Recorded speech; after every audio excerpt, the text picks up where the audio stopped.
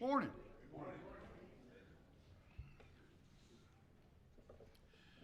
Been a while since I stood up here without either leading prayer or singing song. It's good to be back. You can put me down for leading singing next week, but I'm not going to be here. We're going on a short vacation. So anyway, maybe later. My assigned topic today is self-control. I think Patrick gave me this because he knows that I needed the lesson more than anybody. You ever been late for church? Lack of self-control. I think I'm going to have, I've thought seriously about putting in my will that if I arrive at my funeral on time, somebody is going to lose something. I'm never on time. Was this morning, but very seldom. The Wilson clan is a general rule. My mom was late for her wedding. What can I say? I got it. Yeah, I inherited it. I got it honest. For the most part, today is a pretty negative type lesson. I'm going to throw it open for some comments a little bit later on. Of course, it's always open for comments. But let's just start in the lesson. The first lesson, controlling everyone but myself. Ever try to do that? Husbands, try to control your wives. Wives, try to control your husbands. He gives the story of Bobby Knight, which to me is interesting because whenever all this was going on, I was living in Indiana University territory. It's home in Bloomington, Indiana. Long time ago. But I was well acquainted with Bobby Knight and the Indiana Hoosier basketball team. Now, I used to have a partner that was a Georgia Tech fan. And he was a big-time Georgia Tech fan. And it was hilarious watching him watch the TV in any Georgia Tech game, especially football. But I made fun of him because they were always losing, always have. And he told me that, well, what team do you root for? And I said, one that I know is going to lose every time in football, and that's Indiana University, because that's where I was whenever I was in junior high school and a little bit below. However, at that time, Bobby Knight was the head coach of Indiana University. They didn't lose much. But one thing that stands out that happened fairly late in his IU career was when he got mad and threw that chair on the basketball floor. And he will never live that down, ever. There's a lot of things Bobby Knight did in his personal life that he did not exhibit self-control. Now, he demanded it from his players, whether it's in their academic life or as they were out in the world. If they did not exhibit the kind of behavior or grades that he expected, he benched them, no questions asked. And a lot of folks really liked him for that. Outstanding quality. Problem was, even though he exerted control over all these other folks, he had no self-control himself. And that's what made the news most of the time, such as when he threw that chair across the floor. Another one that lesson one has is David. He can control the fate of those around him, but in a lot of times, he cannot control himself. Whenever you have the opportunity to take Saul out. Now, Saul had been looking to kill David for a while at this point, had run him ragged. And he had the opportunity to take him out. And he said, I will not harm God's anointed. Self-control. He did have it. How about Goliath? You have self-control in that?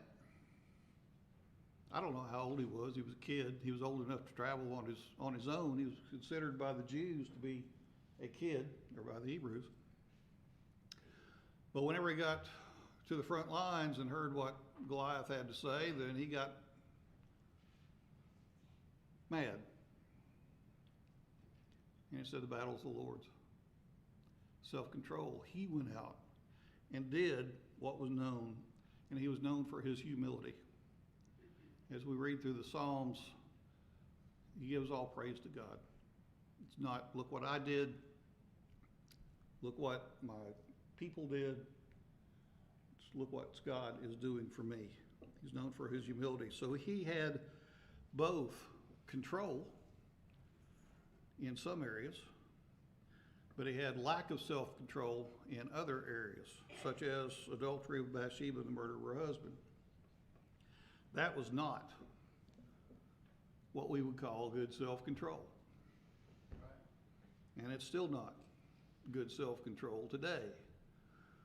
I'll have more to say on that in a little bit. He never, and this is something we really need to learn, he never, ever escaped the consequences of his actions. He was forgiven. He turned back to God, man after God's own heart.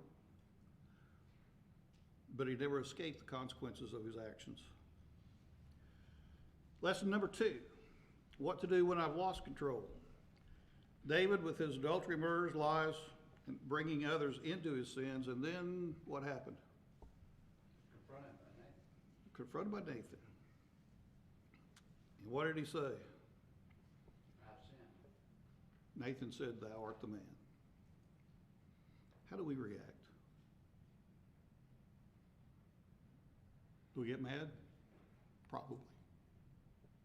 That's kind of the way most people react. Somebody comes up to you and says, you know, you did something wrong a little while ago. No, I didn't. Yeah, you did. But our initial reaction is usually denial, or we'll blame it on somebody else. We have any examples of that in the Bible? Adam and Eve. Eve blamed the snake. Adam blamed Eve. Who did God blame? Adam and Eve. Thou art the man. So many times, especially in my career in EMS, I take a look at the call that we're on. I just responded to a rape victim. I just responded to somebody who got beat up. I just responded to somebody, fill in blanks, because I responded to all of them. And we want to blame that perpetrator, and we want to blame somebody. I responded to a call, more than one, where a 13-year-old girl had a broken nose because mama had kicked her in the face. Oh no, what did mama do that for? Because the girl was trying to commit suicide. She was keeping her away from the knives. That changed your mind a little bit? Yeah, it's the only way she could. Self-control. The daughter didn't have it. Mama did, but at first look, it looks exactly the opposite. So, whenever we talk about losing control, how do we react whenever we have lost control? Because we all do. Name a sermon that Patrick has preached, including this morning, that did not involve loss of our self-control. Can't do it. If we had perfect self-control, we wouldn't need preachers. What's a preacher's job? To remind us of what the scriptures say, of what God says. And whenever somebody comes to us and says, thou art the man, thou art the woman, we need to be in enough self-control to be able to say, you're right. I'll not do that again, or I'll try not to do it again. Lesson number 3, remote control. What's the greatest invention or innovation? He says remote control. What would you say? Just forget the sermon, forget what's going on here. What is the greatest invention of all time? Electricity. What's that? Electricity. And what was the other? Indoor plumbing. Civilization happened because of indoor plumbing.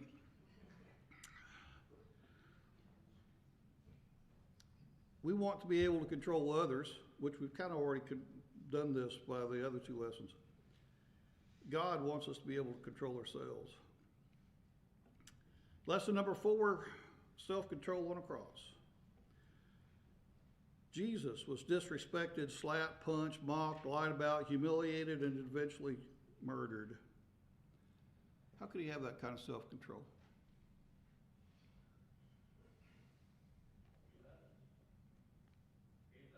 He loved us.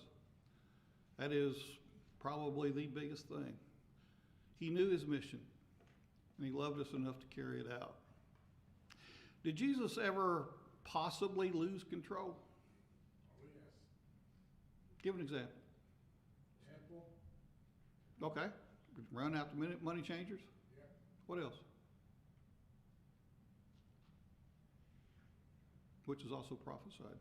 I wouldn't call that losing control. I'd call that making a statement. Mm-hmm. Any possibility he possibly lost control even momentarily? How about the fig tree? Now there was an example of that example is used later on that says, I've been interested in you since I saw that. So maybe not. Maybe that was a lesson for somebody else that he was doing. But he walked up to that fig tree. It was, you did a sermon on it a while back. And everything from a distance showed that it should have fruit on it. And he got there and there was none. And he said, if you don't have fruit now, you never will. And the fruit died, and the tree died. That's the only thing I can think of where it might even possibly be where he lost control. Now, he had a sense of humor like crazy, but that's not today's lesson. An hour later, lesson 5. Jesus fasts for 40 days in the wilderness. Eat what Satan says and lose your soul. Do what Satan says and lose your soul. But we want to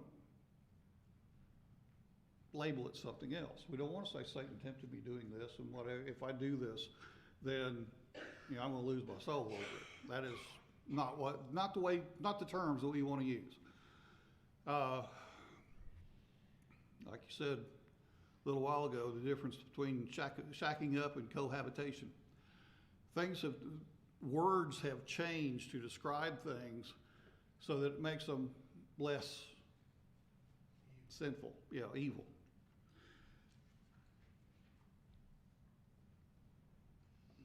If you hadn't eaten for a week, what would be your overriding thought?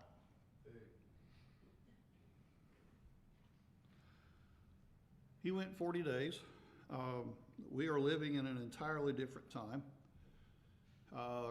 I don't know how often 40 days in that time period would be, something for a fast. I'm sure it was a long time, whether that was normal or not. But how about Eve? We don't know how long it had been, but obviously, since that she had been in the garden, but she probably had eaten something fairly recently at that point. Why did she take of the forbidden fruit? It looked good. Good for food. Make her wise. Make her wise.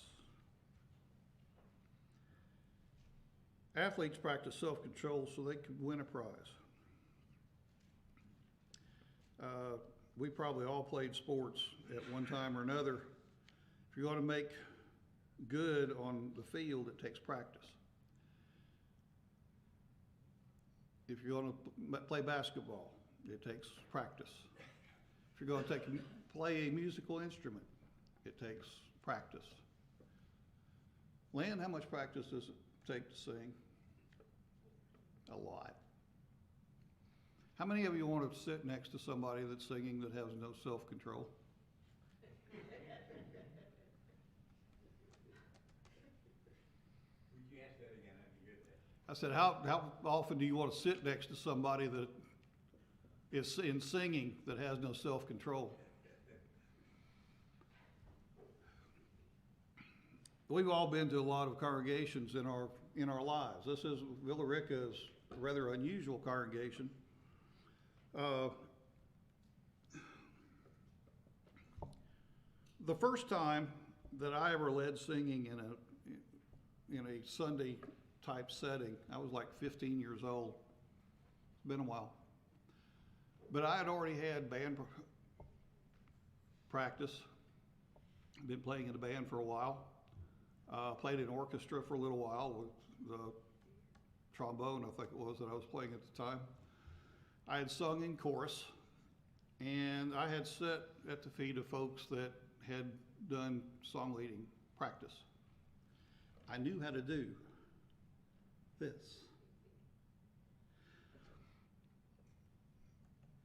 I knew how to control my voice. And I also knew, because I think it was Freed Hardeman Chorus was in the audience that night, that whenever I went, they was starting, whether I did or not. So needless to say, the songs service was excellent that night, and not because of me. Those folks had practiced a lot. What are some self-control problems? Not necessarily that you have. Let's make this generic.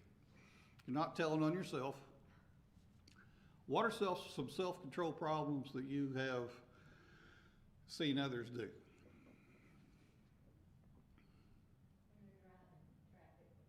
Okay. A little road rage going on. I responded to a lot of those calls. I responded to one time back in 2003. We'd just come back from Indiana. 2 truck drivers. One cut the other one off, or they thought they did anyway, and they stopped on Highway 16 south of Carrollton, down there next to the old apple orchard, if you're old enough to know where that's at. And they both got out of their respective trucks, and they met on the battlefield. One guy brought a tire iron. He lost. The other guy had a shotgun. We got him to the hospital, but that was as far as he made it. Traffic. What else? People trying to quit smoking. Quit smoking. There's a whole lot of those quit things, so isn't there? Smoking, drugs, alcohol. Some of you have probably been caught in that web. Fortunately, I've been looking from the outside in. I've run those calls too. DTs.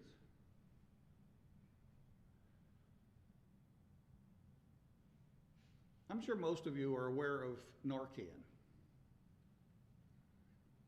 It's a drug that blocks opiate receptors. And what it is meant to do for first responders anyway, is somebody that's had an opiate overdose, it blocks the receptors and wakes them up. It's a fantastic drug. You can go to the store and get it for free over the counter now, because it has saved many, many lives. What it does mostly do is wakes them up puking and fussing, fighting. And whenever it came out with all the firefighters and police folks, I said, you tell me on the radio if you ever give somebody Narcan, because I'm going around the block a few times until they quit fighting and puking, and then I'll be there. My mother-in-law, right before she died, got her pain patch that she wore changed. Wasn't much of a change. I'm pretty sure she had some liver failure going on at that time that got significantly worse. And I knew the paramedic that took her in that night, and in ER, they didn't know what to do with her. They could not get her to respond, they didn't know what was going on. And the paramedic said, I wonder if it's a opiate overdose. Now she's in a nursing home. Where in the world she get that pain badge? So they gave her Narcan and she came up puking and fighting. It's just what happens. But I've seen it save lives a lot. So things can be good and bad. Now, if you're a longtime junkie and they give you Narcan, you know what it does to you? Put you in DTs. You're gonna start seizing. Right after I came out of paramedic school back in '98, Narcan was, if you don't know what's going on, give them Narcan. And they quit that because of putting people into seizures. And then right after that, somebody died that wouldn't have died anyway, of a public figure, and Narcan all of a sudden became available to everybody. So, enough about Narcan. The self-control thing, I don't know how many people I've given Narcan to and told them, look, the only reason that you are here is because somebody made that phone call and gave you a second chance. Now, whether they changed or not, I don't know. I had a guy we were responding to on a very regular basis that was a drunk. Every time we went to him, he was pickled, man. He could barely walk. There were times he couldn't walk. He had to crawl back to his bedroom. Picked him up several years ago, and he said, just want you to know that I'm cutting way back on the alcohol. I said, how much have you had today? He said, 2 cases, 48 tall boys. That was his cutting back.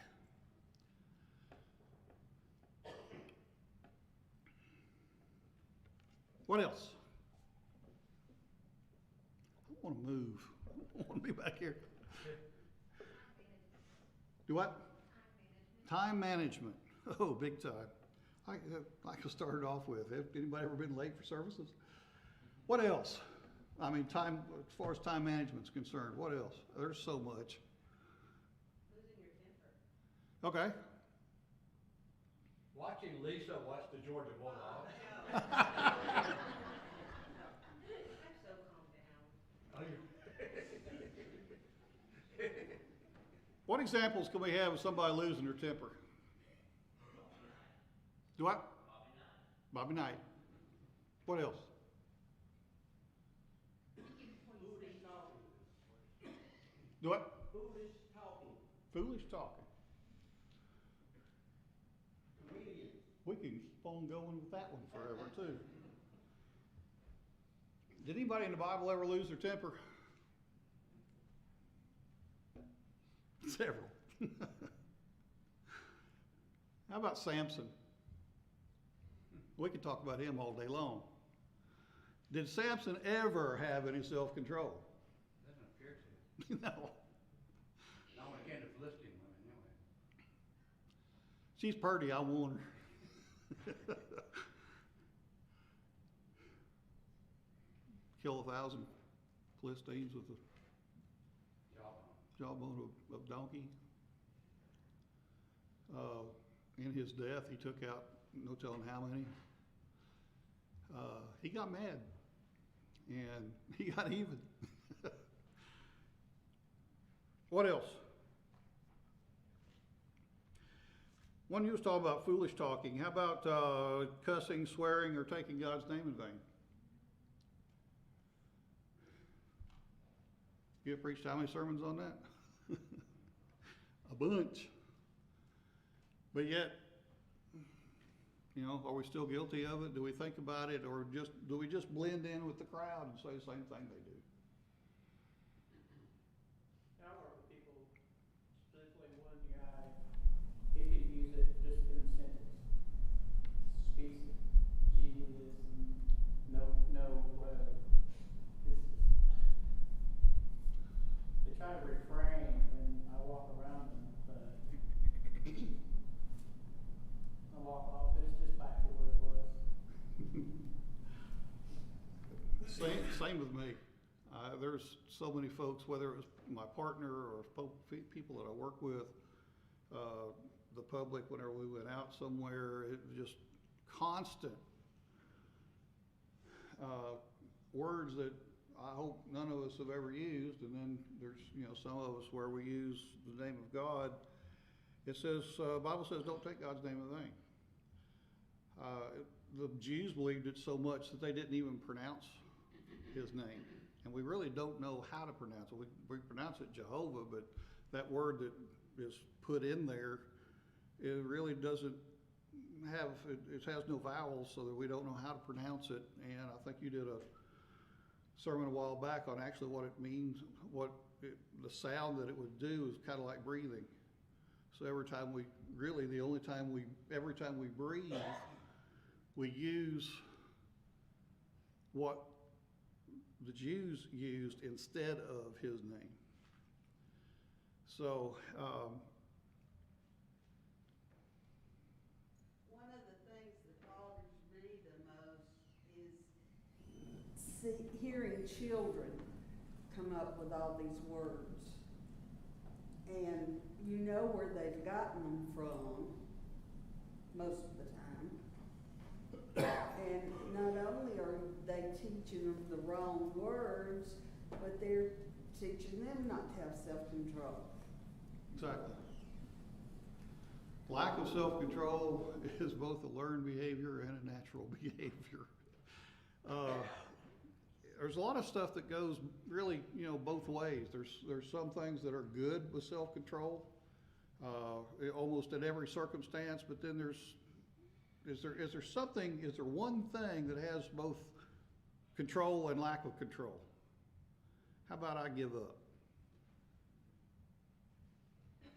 You're professing you do have control because you're not going to do that anymore, but you don't have control because whatever the situation was, I just give up. I can do nothing. Seems like I can do nothing about it. I give up. Well, I'm sure we've all been there before too. And whether that's good or bad depends on what you give up. But to me, that's kind of both does have and does not have self-control, just in that one little phrase. How about manipulating others? You lie, you cheat, you steal. You say, you go to Bob and tell him what Herman did.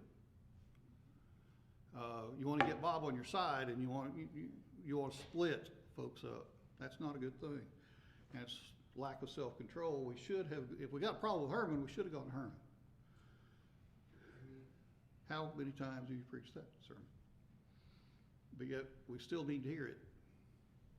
We still need to be reminded, which is the preacher and teacher's job.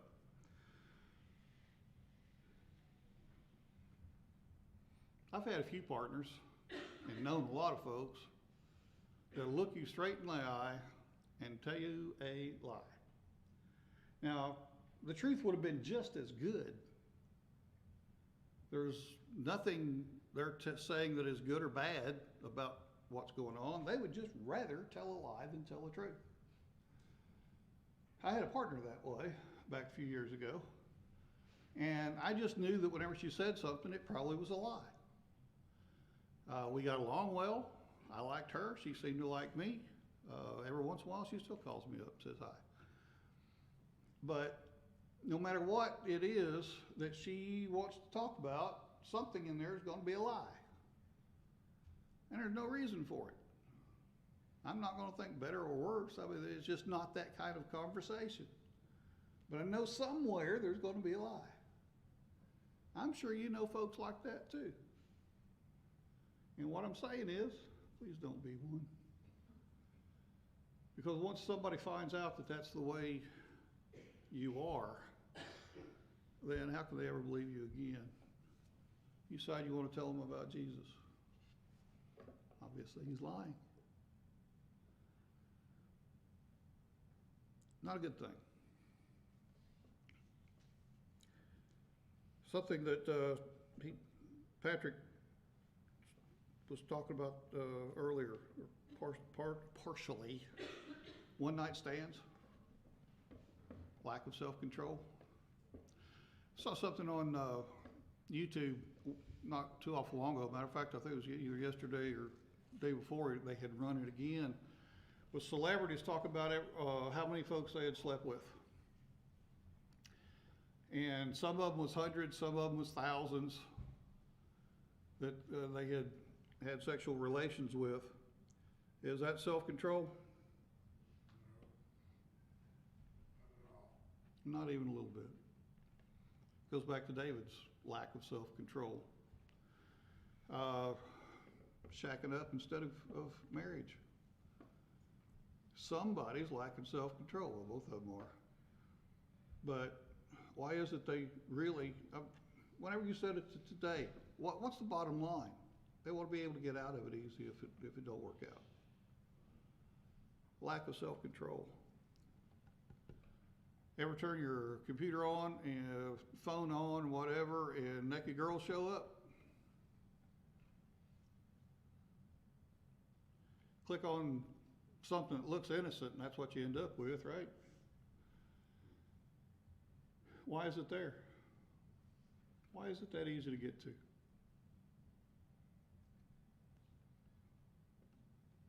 Because people look at it. Lack of self-control. What are some of the things that you can get addicted to? We talked about drugs and alcohol. What else? Gambling. Gambling? What else? Say food? Cell phones. Yeah. Cell phones. Somebody said something over here. Maxwell House Coffee. Ooh.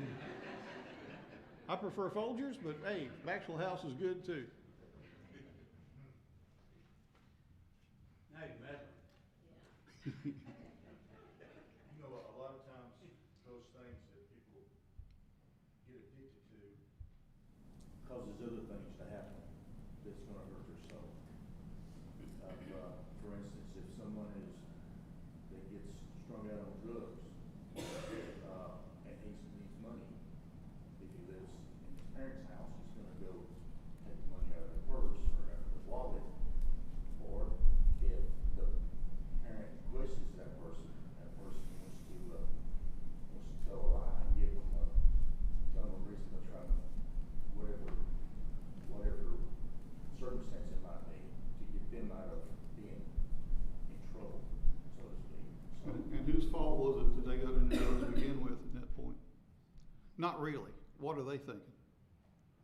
oh, they got a friend they want to blame, or they, I did it because, perhaps even, I did it because I'm tired of my parents doing this or doing that, or, they come up with any kind of excuse.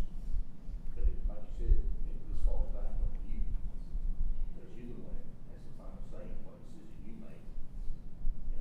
So that's the reason God's put us here, to make a decision, follow him or not to follow him. While we're on that topic, it's easy to stand up here or sit in a Sunday morning class and talk about how, we ought to do this and we ought to do that, but where the rubber meets the road. I was in a class one time and they were talking about do not lie. It may have been here. I don't know. It's been years ago. Do not lie. We could sit here in this class. I don't want to go that way, but I can't get away from the microphone. We can sit here in this class and say, I don't lie. I'm not going to lie. I quit lying, because we lied before. And it's easy to do that in this class. And my comment was, after everybody else had their say so, we go, yeah, we yada, yada, yada, we're good, and we're not going to do that. I said, okay, you're on the side of the road. You're in my shoes. You're in the side of the road and you're taking care of mama on a car wreck, and your partner is taking care of the baby. You can look over and see that the coroner's been called for that baby. Mama asks, and she's in bad shape. Mama asks, how's my baby? What you gonna tell her? Ooh, a little harder not to lie right now, isn't it? Okay, Mark, what do you do? My partner's taking care of that baby. I'm taking care of you. Sometimes we can talk about things on Sunday, Bible class, preacher can talk, and it just kind of rolls right over our head. It never makes the point of how does it apply in my life?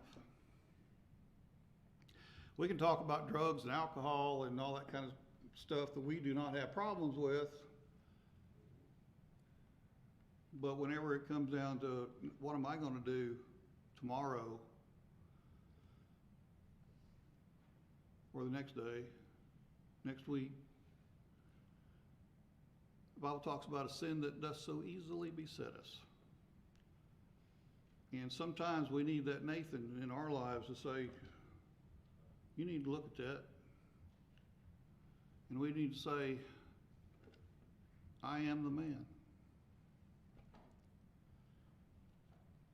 Fruit of the Spirit, or one of the manifestations of the fruit of the Spirit, is self-control.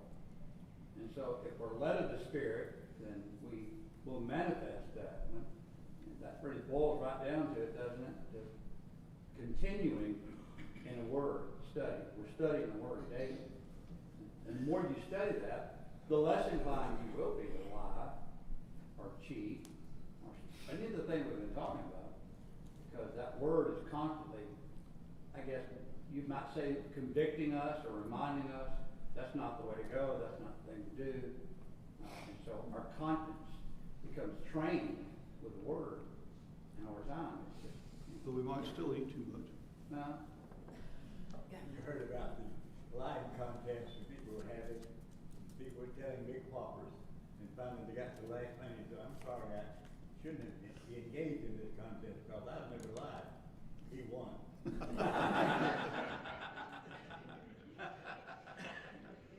Absolutely. One time on Hee Haw, they had a lazy contest, and I think it was Junior Samples won it whenever they told him he won it by, he said, there's your $5 or whatever it was, and he was laying there on the stage, and he said, just put it in my pocket. We have some absolutely fantastic meals back here from time to time. We've had several of them over the last little bit. Back in my day, and several of your days, whenever we had meals, church meals, who went first? The older folks. Older folks. Why? Respect. It has changed over the last several years.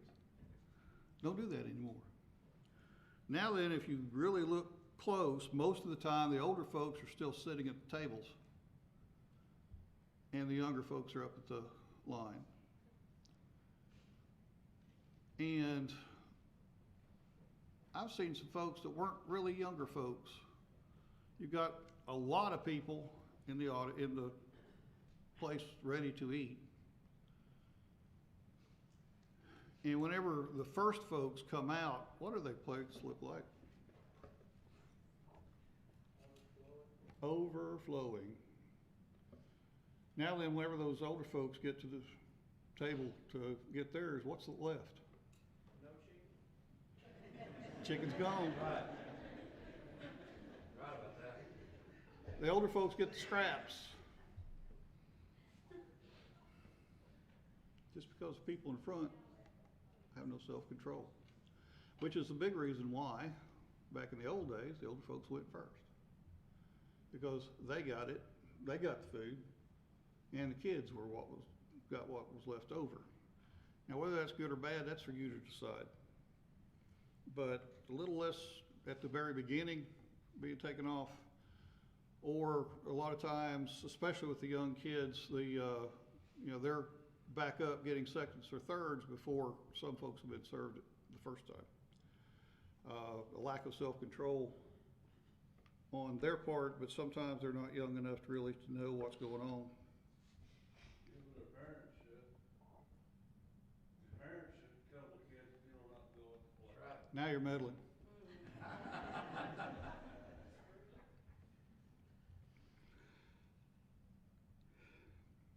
Does it look good?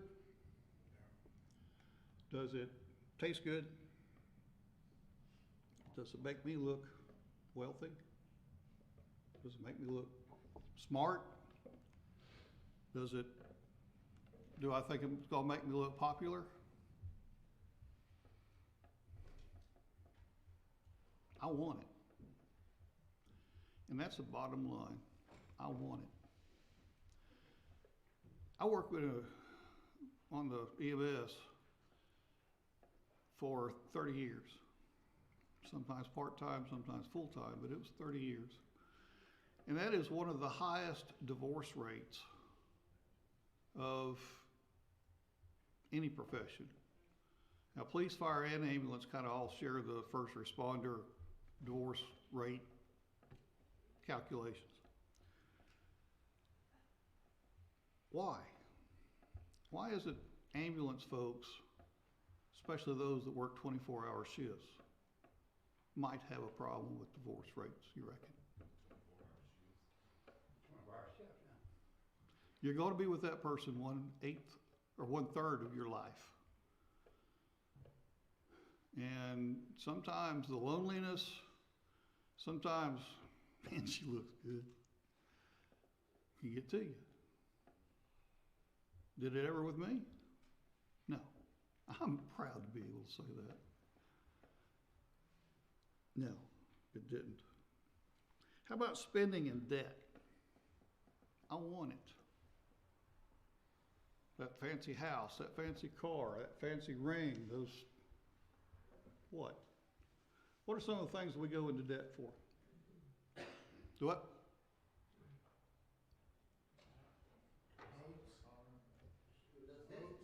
Boats. What? My profession is tools. Tools. Children.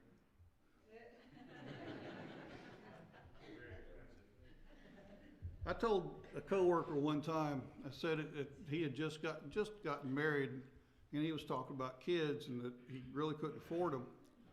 And I said, if you ever, we just had Alyssa at this time, I said, if you ever think that you're gonna wait till you can afford a kid, you won't ever have kids. And his wife was pregnant within a few weeks after that, so he must have listened to me. What else do we have debt? Excess spending. Luxuries at home, swimming pool. Okay. Lack of self-control puts you in debt. I really appreciate your attention and your cooperation today. And maybe next time you'll have a real teacher.